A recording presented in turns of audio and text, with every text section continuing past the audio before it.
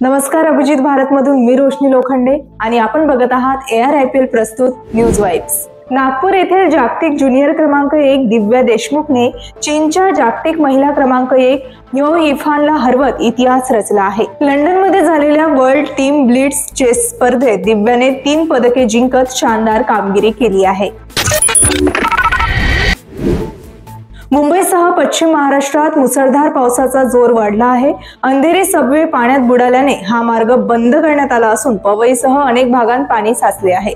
हवामान विभागाने पुढील काही दिवसांसाठी मुंबईमध्ये मुसळधार पावसाचा इशारा दिला आहे। तसेच नागरिकांना सखल आणि किनारी भागात न जाण्याचा सल्लाही देण्यात आला आहे। हरियाणामधील मॉडेल शीतल चौधरीच्या हत्येप्रकरणी तिचा प्रियकर सुनीलला अटक करण्यात आली आहे। खारखोडाजवळ कालव्यात शीतलचा गळा चिरलेला मृतदेह आढळला होता। कॉल डिटेल्सच्या तपासातून सुनीलवर संशय घेत पोलिसांनी त्याला ताब्यात घेतले असून चौकशीत त्याने हत्येची कबुली दिली आहे। इस्रायल आणि इराण तणाव वाढत असतानाच इस्रायलने इराणच्या Islamic republic of Iran broadcasting कॉर्पोरेशनवर हल्ला केला। यावेळी अँकर स्टुडिओमध्ये लाईव्ह न्यूज वाचत होती। हा थरारक क्षण कॅमेऱ्यामध्ये कैद झाला आहे। आतापर्यंत दोन्ही देशांच्या हल्ल्यात अनेक जण जखमी झाले आहेत, तसेच मृत्युमुखीही पडले आहेत।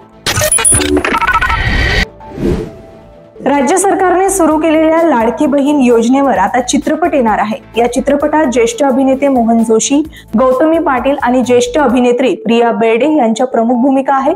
या चित्रपटाचे सामाजिक महत्त्व दाखवण्याचे उद्दिष्ट आहे। भारत आणि पाकिस्तान यांच्यातील विमेन्स वर्ल्ड कप 2025 हा एकदिवसीय सामना 5 ऑक्टोबर रोजी कोलंबो येथे होणार आहे। हा बहुप्रतीक्षित सामना कोलंबोच्या आर प्रेमदासा स्टेडियमवर होणार आहे।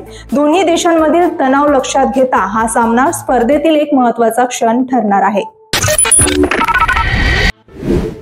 तर ही होती आजची न्यूज वाइब्स। आपण पुन्हा भेटूया नवीन घडामोडींसह। तोपर्यंत बघत रहा अभिजित भारत। अभिजीत भारत, पहुंचे हर खबर तक।